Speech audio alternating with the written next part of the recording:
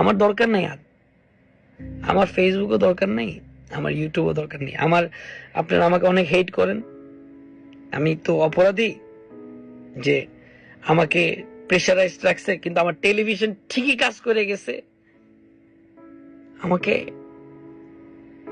আমি ইউটিউব সব জায়গা থেকে আমি চলে যাচ্ছি।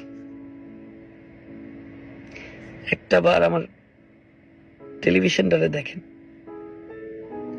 রাত্রেবেলা আমার শো অফে 10 জন পিস্তল নিয়ে আসছে, আইসে গুলি ঠেকায় দে, শো অফের মাল আগুন জ্বালাই দিছে। আমাদের